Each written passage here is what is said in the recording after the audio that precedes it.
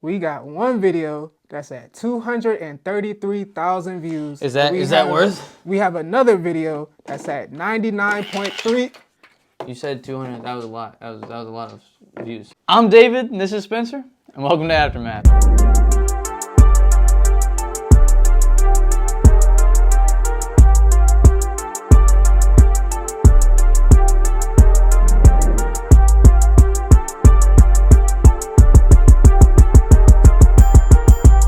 Welcome back to Aftermath, the sportscast, where we cover the 912 area. It's been a minute, but we are back for the next few weeks.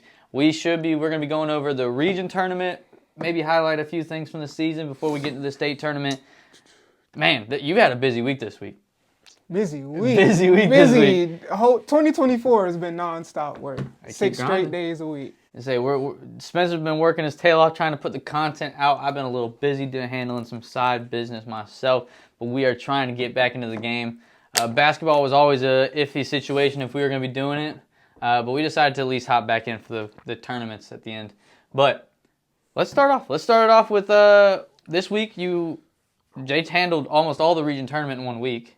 Yeah. Just about. So you had 7-8 games that you filmed. Where do you want to start? You want to start with 1A? Yeah, we'll start at 1A because 1A was out of town. First of all, I still don't understand why their region does it. Apparently it's because they're small, so they like to do a neutral site. But Savannah High got the 1 seed, Woodville got the 2 seed, but they still had to travel. So wasn't able to make it to any of the Savannah High-Woodville region tournament games, but Savannah High and Woodville would match up for the 3rd time in the 1A region championship. And I was able, Stephen Fox mom, she was actually messaging me on Instagram, giving me updates during the game. So big shout out to you. But Savannah High was up like 15, 13 points throughout the entire game. And then I get a message, and then they're only up 2 points. I'm like, what just happened? So I thought Woodville was going to sneak out or pull it out and get it at the end, but Savannah High was able to keep it strong and pull out the W. So Savannah High won the region for 1A. So they're the 1 seed for the state playoffs. They should have 2 home games, and then Woodville's the 2 seed, so they'll have 1 home game. And then depending on how the other games go, they might have another home game. And shout out to Makai Joyner. I believe he got 1A basketball player of the year. Yep, I know he's been working his tail off this whole It was year. a whole bunch of players for Savannah High, and I'm pretty sure Woodville too. I didn't see, but I know Savannah High, there was a whole bunch of players that got all first team all region, second team all region, honorable mention. Big shout out to Coach George Brown, because this is his first year taking over, and he's definitely making some noise. He's got a good culture over there. And I'm excited to see how far they go in the state. I definitely see 1 or 2 rounds, possibly 3 or 4, so we'll see. Going into 2A, Windsor Forest is going to be going into the state playoffs as a 4 seed, I believe. Think so, yeah. So I believe they'll probably be on the road for that first game, but they're gonna be on the road throughout the whole state tournament. As long as they win. But yeah, I'm not too familiar with the 2A teams and who Windsor matched up with. But Windsor started off the regular season kind of shaky, but then they got hot at the right moment at the end. Was able to not sneak into the region tournament because everybody was in it, but they were able to make some noise in the first couple of games of the region tournament and solidify a spot in the state championship. So. I said state championship, state playoffs. See, that's how y'all know I'm tired, bro. I've been doing so much. But yeah, big shout out to Windsor, though. Hopefully they can make some noise. So I expect it.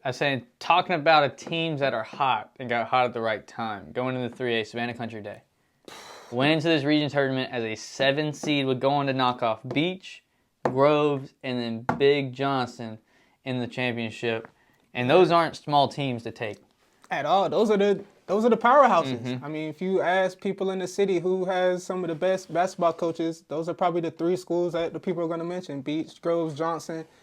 I want to say the last 3 years since I've been filming, those are always the top 3 public school teams. So, Country Day got hot at the right time. Their season, I don't know what goes on over at Country Day, but they have the worst luck when it comes to injuries because they were still battling with injuries during the regular season, but they got hot at the right time. It was around middle of January. They beat Groves and Johnson back-to-back games.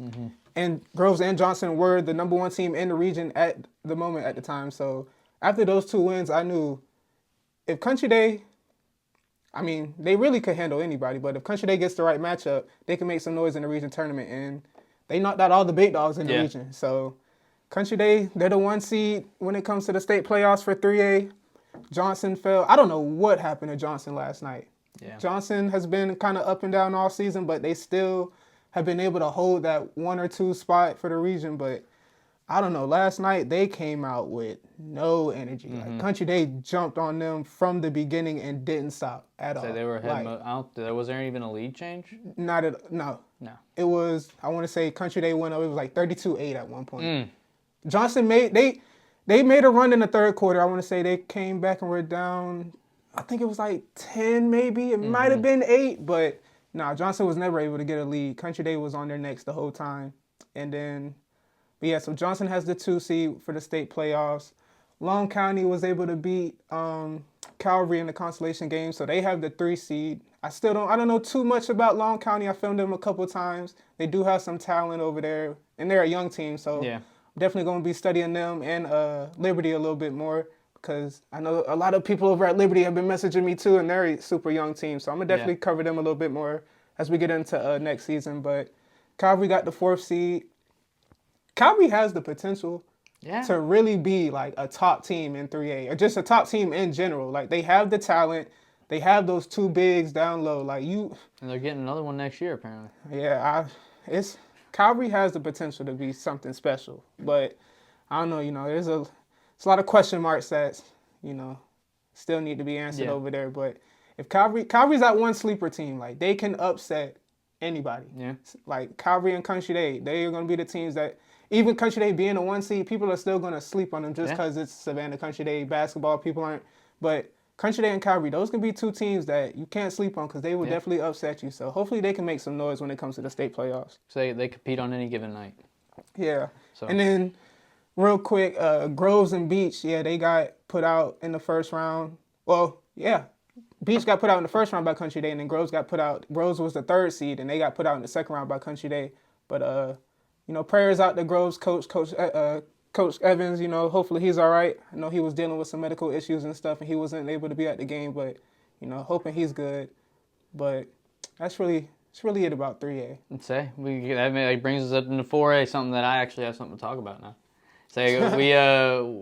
We got a chance to go to the 4A region championship the other night. BC versus Hampstead, 3rd time for the meeting. 3rd time. I think Hamp won the first 2 times by 1 point each time. First 2 points. So the first game, we missed it. That was the game we were at. We were at Savannah High Woodville, which was a crazy. And that whole night, it was like 5 crazy endings throughout the whole week. But the first game, Rashawn Terrell, QB1, hit a game-winning 3 at the buzzer to win by 1 at BC. I want to say that was like their first time winning at BC ever. And then game 2, I was finally able to make it out. New Hampstead pulled out the win at home by 1 again for the 2nd time. And then boom, like you just said, the 3rd game. 3rd game, it was close. I think Hamp won that 68-64, but I think it was that last. It could have been closer. It could have went either way. Yeah. Caleb Jones, who is a walking 30 ball, he scores 30. He scores half of BC's points every night, but he's averaging 30 points a game, and he's only a junior. Like that kid is talented, but he got fouled at the end and had a chance to tie it up with some free throws. Missed one, made the other one, and then. They just had to foul. New Hampstead's big ended up making his fouls, and they got the win, got the 4A region championship. Hamp is. I hate to draw a correlation from basketball to football. They're behind the arc, just like in football. They're throwing the deep ball. I like him. They're shooting from behind the arc. I mean they were putting up. I mean they had players putting up 8, 9 3-point attempts in the game, and even if they were missing, they're still throwing them up there. They stick to the game plan. They don't vary off of it much. And big shout out to AJ Williams, the point guard for New Hampstead. Only a freshman. Had 20 is crazy. Points, did his thing. He's a true point guard. Like he looks to pass first. He does not look to score, but he can score from anywhere. AJ Williams he's gonna be a problem. Big shout out to him. Big shout out to his dad. His dad's the head coach over there. So New Hampstead can make some noise, man. They're still that one team. Like people sleep on New Hampstead. Yeah. I don't know why, but New Hampstead, I want to say they finished on a 14-game winning streak. They haven't lost since like December. It might have been after Christmas, but they haven't lost since December. Like 14-game winning streak. That's crazy. So I hope New Hampstead can make some noise. I definitely think they're going to make a deep run into the playoffs. We've gotten through everybody, getting into now the state playoff matchups. Well, Yeah. We didn't, because now we got to talk about St. Andrews and Bethesda before you guys say that. So big shout out to St. Andrews, man. St. Andrews keeps making history. St. Andrews, everybody gave St. Andrews a whole bunch of flack the last 2 years, telling them, play the city schools, y'all don't play comp, this and that, this and that. They played Groves in the In-Market Arena back in Thanksgiving. Groves won that game. It was a good win by Groves. But it was only by like 5 points. Like, it wasn't a big win. Like, yeah. And it was still early in the season. I was like the second, third game for everybody of the season. So, I don't really look at back then in November too deep, but, still a good win by Groves. But then they went on to beat Beach, beat Johnson, beat Savannah High at the buzzer. Zayden Edwards hit a 3 at the buzzer. That man, Zayden Edwards is legit. I ran into him at Chick-fil-A 2 days ago. Did you really? Him up. Yeah. Yeah, Zayden Edwards is legit, man. Like, say, Zayden, if you watching, I see you. Nah, he's certified, legit. But they won their region championship again 3 years in a row, and they're looking to make history and get that third state championship. And I think they can. Oh, and they also beat Hebron Christian, who is the number 3 ranked team in all of 3A. No team down here is ranked top 10 in 3A. Yeah, no. St. Andrews beat all the teams down here except Groves, and then they went and beat a top 3 team in all of 3A in Hebron Christian. So St. Andrews is legit. When you talk about best teams in the city, and you mentioned New Hampstead, Savannah High, Woodville's in the conversation, Country Day now, but you can't talk about best teams and not put St. Andrews in that conversation. So the question is, if they were to three-peat, does that quiet all the haters? I feel like it quieted them after you. I mean, you went back-to-back. No basketball team went back-to-back. Who can say that? Like, I don't care what region, who you play, you still got to win your games. Yeah. St. Andrews didn't win back-to-back 5 years ago, nah. At least that's how I feel. Oh, I'm with you. I do know there's a lot of people in the city who still give them flack, but if they win 3 and you still hating on them after what they did this season, everybody didn't think they'd make it this far, especially with Zod graduating. So, if they do that and you still saying something, you just a certified hater. Like, that's just you. It just be how it is. Yeah. Bethesda. Man, big shout out to Bethesda. I do not know much about Skeeza. I don't know anything about South Carolina teams or schools or none of that, but I do know Savannah team is destroying Skeeza. Yeah. They won in football. They're number 1 in basketball right now, in their region at least. And Bethesda's looking to make a deep run just like how they did in football. Like, Bethesda has the potential to win a state championship in Skeeza too. Like I said, I don't know too much about the team, so I don't know what the other top teams look like on the other side of their bracket. But St. Andrews, Bethesda definitely has a chance to make it to that Final Four game, maybe that championship game. But and I'm always all right with bringing the South Carolina State Championship back to Georgia. Oh, always. I'm about to say, they did it for football. We'll take it might as every well get time. the 2-for-1 special, do it for football and basketball. Big shout out to them.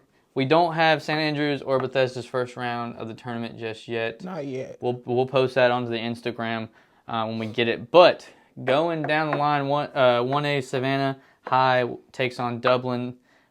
Couldn't tell you anything about Dublin, but Savannah High playing at the top of their game right now. I don't know too much about any of the matchups that these teams have now. This is just the first round. We're getting them out there. Going on the next one, Woodville Tompkins versus Beckley County. This should take place Tuesday, Wednesday, one of those 2 days. All these are going to take place on those days. And then winners, if they win, they go on to take a play on Friday and Saturday this weekend coming up. Yeah, real quick. I don't know how I forgot about this. Calvary's girls beat Country Day in the region championship. So Calvary's girls is the 1 seed for 3A. Savannah Country Days girls is the 2 seed for 3A, and Beach girls is the 4th seed. I think Beach girls is a 3 seed for 3A too. But all 3 of those teams for the girls made it in 3A. New Hampstead's girls made it in 4A. I can't remember where they're seated. And then Savannah High's girls made it in 1A. But I was only able to see Calvary, Country Day, and Beach's girls. So that's why we didn't really talk too much about them. But big shout out to Calvary's girls, because they got some hoopers over there. Bree Jones, Destiny Goodine.